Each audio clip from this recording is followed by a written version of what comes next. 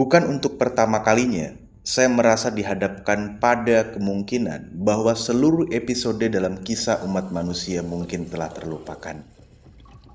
Dan saya meyakini manusia telah semakin menjauh pada hakikat yang seharusnya. Mengapa kalau kita membahas mengenai sejarah, kita akan menemukan deadlock? Ada sebuah Pandora yang sulit sekali untuk kita buka. Apa yang sebenarnya terjadi pada masa lalu, dan bagaimana sebenarnya kisah mengenai sebuah peradaban di masa lampau. Karena memang berbicara tentang sudut pandang sejarah, sejarah itu terbagi dalam berbagai dimensi. Sejarah yang hilang karena kita tidak mengetahui apa yang terjadi pada masa lampau, tidak diketahui jejak arkeologinya, tidak ada catatan sejarah mengenai hal tersebut. Kemudian ada sebuah sejarah yang menjadi doktrin, nasionalisme, dan lain sebagainya. Kemudian ada juga sejarah yang direkayasa untuk kepentingan dan tujuan tertentu.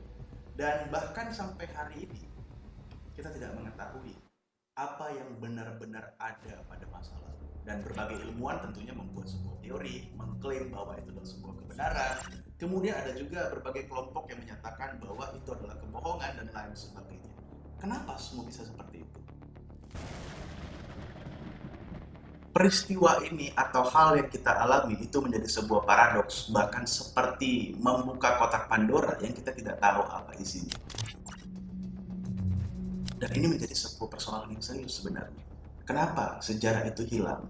Dan kenapa sejarah itu disembunyikan? Pada umumnya, sejarah yang hilang itu adalah sejarah yang tidak terkonfirmasi literaturnya dari mana, catatan sejarahnya hilang, jejak arkeologinya tidak ditemukan, dan tidak ada yang mengetahui apa yang terjadi pada peradaban pada masa lalu.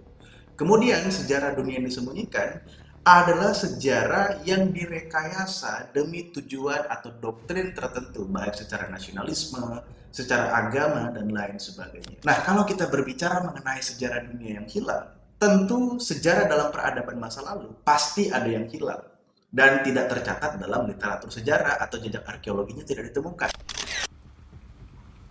Nah, kalau kita berbicara mengenai sejarah dunia yang disembunyikan dan mengatakan bahwa hal itu tidak ada, hal itu hanya sebuah ilusi, delusional, dan lain sebagainya, menurut saya kita naif. One Piece.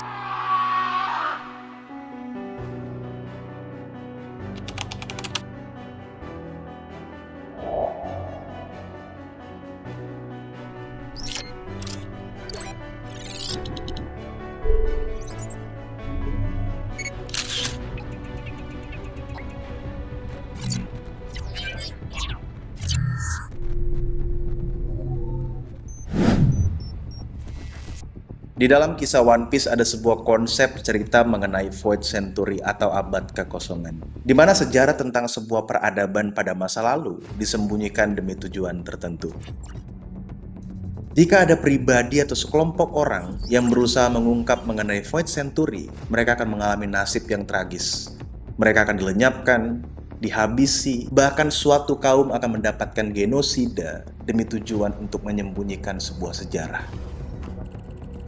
Hal ini sangat unik karena dalam universe One Piece, salah satu villain yang kejam dan mematikan adalah sekelompok orang yang harusnya mengayomi, memberikan harapan, memastikan dunia dalam keadaan yang baik-baik saja, namun justru mereka lah yang mengacaukan segala hal di dunia ini demi ambisi para pemerintah dunia.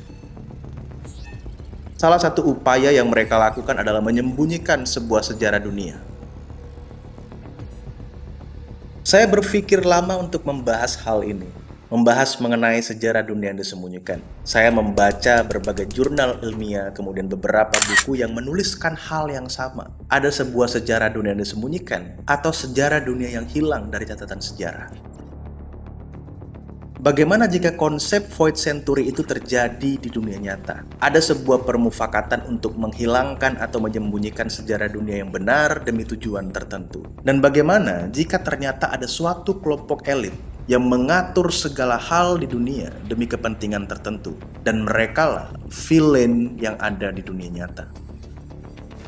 Dan suatu saat, salah satu dari kita akan menjadi the chosen one untuk membuka tabir sejarah yang disembunyikan dan menciptakan sebuah era baru.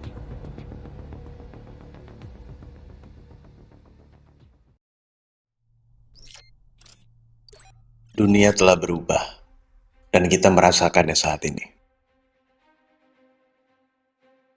Bahkan hampir seluruh umat manusia menikmati dunia yang sedang menuju puncak peradaban tertinggi dalam bidang revolusi teknologi. Banyak peristiwa yang telah hilang, sejarah dilupakan, dan mungkin juga disembunyikan, dan kini orang-orang tidak lagi mengingatnya. Agama dianggap sebuah barang kuno di era modern. Suatu hal yang berkaitan dengan mistik akan disebut-sebut sebuah kebodohan oleh para kaum saintis dan manusia tak bermoral yang mabok logika. Manusia digiring menuju asumsi dan opini untuk percaya atas apa yang dilihat dan bisa dibuktikan, namun melepas kepercayaan kepada hal-hal yang mistika.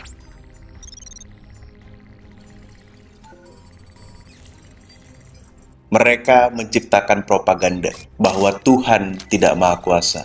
Tuhan adalah figur fiksional yang tidak perlu dipercaya.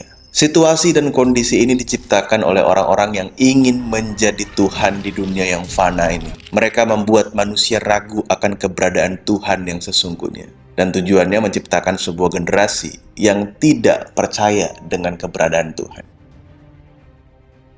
Hari-hari ini, mereka yang berpikir secara duniawi dengan metode filsafat para filsuf serta tokoh-tokoh revolusioner, mereka akan mendapatkan tempat yang spesial di kalangan muda-mudi.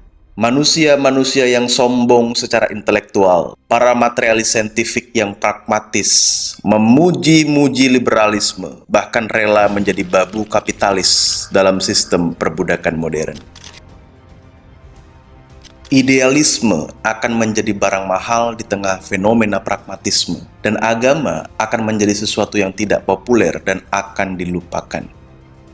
Kejahatan terbesar di muka bumi mulai terlihat dan sedang terjadi saat ini. Manusia melupakan dari mana mereka berasal.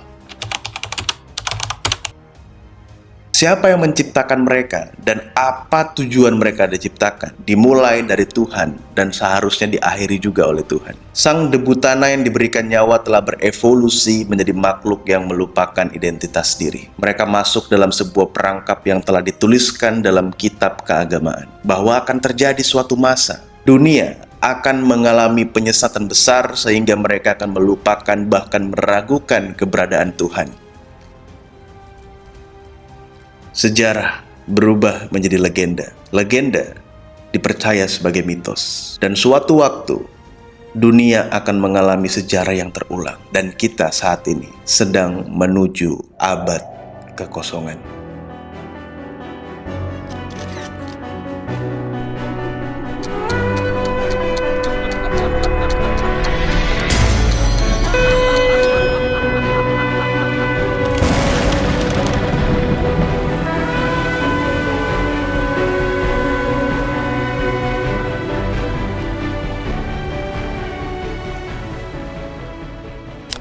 Di dalam agama Abrahamik, kita meyakini bahwa banjir besar yang terjadi itu adalah sebuah bentuk hukuman atau sebuah azab atas apa yang terjadi di muka bumi pada saat itu. Tentu dalam berbagai perspektif agama berbeda-beda, baik itu dari Islam, dari Kristen, dari Yudaisme, dan lain sebagainya tentu berbeda. Namun ada satu hal yang sama atau ada satu plot yang sama. Terjadi kemurtatan besar di muka bumi. Sehingga atas kemurtatan itu, atas sebuah perilaku yang tidak seharusnya dilakukan, maka manusia mendapatkan sebuah hukuman, yaitu hukumannya adalah banjir besar yang memusnahkan seluruh umat manusia pada saat itu, kecuali Nabi Nuh atau Nabi Nuh alaihi wasallam. Dari Nabi Nuh atau Nabi Nuh alaihi wasallam ini, maka dari keturunannya dan dari kaumnya, dari orang-orang yang ikut kepadanya, maka generasi baru lahir. Dan berbagai manusia ada hingga hari ini dari keturunan Nabi Nuh alaihi wasallam atau Nabi Nuh. Peristiwa yang terjadi pada masa lalu mengenai sebuah banjir besar yang terjadi pada masa itu, gua sebut sebagai abad kekosongan. Kenapa gua menyebutnya sebagai abad kekosongan? Karena jejak arkeologinya paling sedikit ditemukan, bahkan saya rasa tidak ditemukan sama sekali, mengenai sebuah peradaban yang ada pada masa sebelum air bah Nabi Nuh. Karena memang pada saat itu dalam kitab keagamaan, bahkan dalam berbagai literatur sejarah dan bahkan dalam berbagai naskah-naskah kuno, walaupun banyak perdebatan ya di kalangan para ilmuwan yang mengatakan bahwa banjir itu tidak mungkin terjadi secara global, sangat mungkin itu terjadi hanya skala lokal dan lain sebagainya. Namun jejak arkeologisnya hilang dan tidak ditemukan sampai hari ini peradaban apa yang ada pada masa itu. Dan sampai saat ini kita tidak mengetahui apa yang ada pada saat itu. Dalam setiap peradaban manusia, selalu ada yang namanya penyesatan, pembangkangan, pertikaian antar sesama manusia, perang kerajaan melawan kerajaan, kemudian manusia membunuh manusia lain, bahkan manusia menghujat Tuhan karena ada sesuatu hal yang mungkin tidak sesuai dengan apa yang mereka harapkan. Semua hal yang berkaitan tentang ini dicatat dalam sejarah, bahwa manusia memang adalah makhluk yang egosentris, makhluk yang selalu ingin melukai manusia lain, dan mereka tidak akan pernah puas dengan apa yang mereka capai.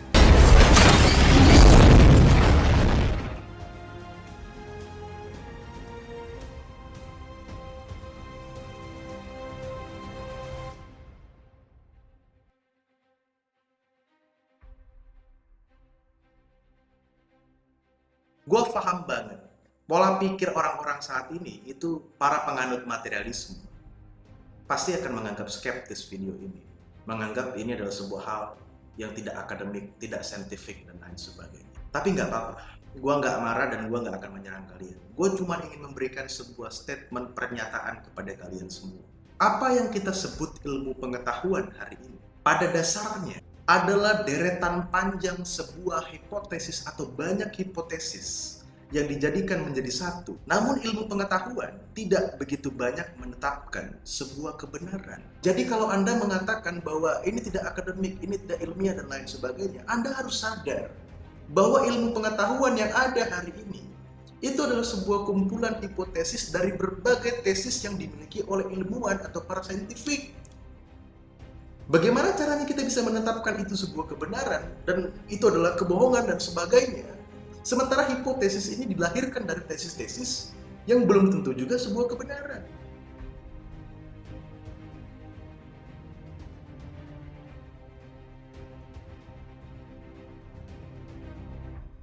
Oke, kita masuk ke dalam The Golden Age of Islam, sebuah peradaban atau periode keemasan dalam Islamiyah. Wow, Islam adalah sebuah agama yang pernah mendominasi dunia.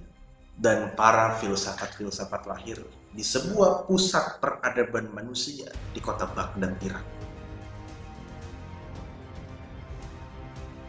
Disitulah khilafah menjadi pusat daripada pemerintahan dunia. Di mana para filsuf Islam dan juga para filsuf Eropa, mereka berfilsafat di satu tempat yang bernama Baghdad. Maka Islam memiliki sebuah perpustakaan yang disebut dengan Perpustakaan Abbasiyah. Perpustakaan Abbasiyah menyimpan begitu banyak ilmu pengetahuan, begitu banyak pemikiran-pemikiran, baik itu pemikiran filsafat Islam yang dipengaruhi dengan filsafat Eropa, dan kemudian juga para filsuf Eropa dipengaruhi oleh para filsuf Islam dan lain sebagainya. Namun pada akhirnya Perpustakaan Abbasiyah hancur, hilang tidak berjejak di tangan Mongol.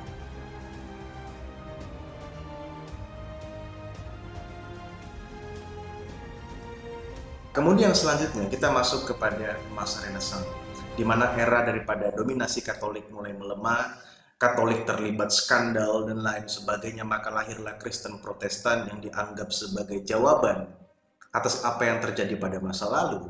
Dan seolah-olah Kristen Protestan ini adalah kebenaran yang diyakini oleh umat Kristen pada saat itu. Kristen Protestan akhirnya terpecah belah dengan berbagai aliran, dengan berbagai interdenominasi dan lain sebagainya. Ya, sampai pada hari ini.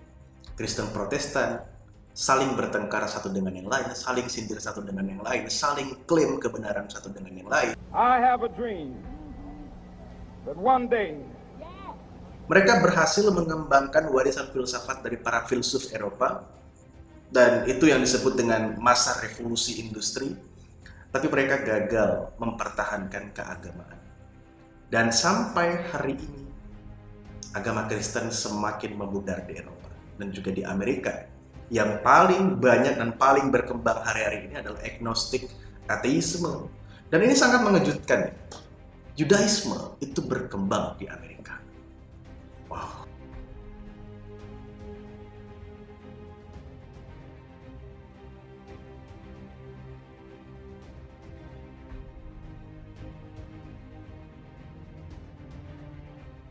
Untuk membahas mengenai abad kekosongan ini, tentu sebenarnya tidak bisa dalam waktu beberapa menit. Mungkin membutuhkan waktu beberapa jam. Kalau saya lanjutkan video ini secara full, kemungkinan bisa 1 jam atau 1,5 jam. Nah, itu akan membuat kalian bosan. Tetapi saya sedang menuliskan buku berdasarkan teori akademik atau tesis yang saya miliki dan berbagai buku-buku kutipan-kutipan yang saya miliki tentang abad kekosongan, tentang sejarah dunia yang disembunyikan atau sejarah dunia yang hilang. Dan kemungkinan buku itu akan terbit paling cepat bulan 6, paling lama bulan 8. Nah, nanti kalau memang kalian tertarik dengan mengenai abad kekosongan, kan boleh baca buku yang saya tulis. Nah, kalau kalian tertarik, kalau kalian tidak tertarik ya nggak apa-apa gitu. Tapi untuk membahas ini secara full, saya rasa tidak mungkin. Dalam satu video itu tidak mungkin. Nah, kalaupun nanti Anda mau membaca, silakan baca nanti buku yang saya miliki. Di bulan 6 ataupun di bulan 8. Atau kalaupun nanti memang mau, saya akan berikan format PDF-nya kepada kalian. Ya, untuk menghargai nilai akademis, untuk menghargai seorang penulis, kalian bebas free mau bayar berapapun, mau itu 500 perak, 100 perak sekalipun nggak ada masalah. Setidaknya kalian menghargai karya akademis seseorang. Ada berbagai teori yang menceritakan bahwa dunia ini dikendalikan atau dipengaruhi oleh sekelompok orang dengan visi globalisme, yaitu interkonektivitas ekonomi yang terintegrasi ke seluruh negara yang ada di dunia. Kemudian interdependensi politik, budaya, teknologi, dan lain sebagainya. Hal ini dituliskan dalam berbagai buku dengan tahun yang berbeda, dengan berbagai teori dan bukti konkret maupun hanya sekedar konspirasi. Dan sampai hari ini, buku yang dituliskan dari tahun 60-an sampai tahun 2000-an selalu menuliskan hal yang sama, bahwa dunia dikendalikan oleh sekelompok komunitas yang dikenal dengan secret society. Mereka bukan orang-orang yang eksis di media, mereka juga bukan orang-orang yang populer di kalangan umum, bukan juga orang yang sering masuk dalam majalah sebagai orang yang terkaya di dunia, namun justru mereka aktor di belakang layar yang mengendalikan sistem yang ada di dunia. Dan orang-orang kaya yang kita kenal selama ini, itu adalah bagian dari mereka dan bekerja kepada kelompok secret society.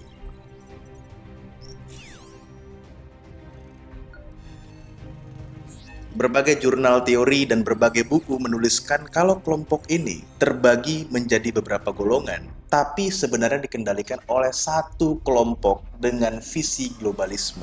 Ada kelompok yang tidak peduli dengan klaim teologis. Mereka nggak ada urusan dengan agama maupun nasionalisme.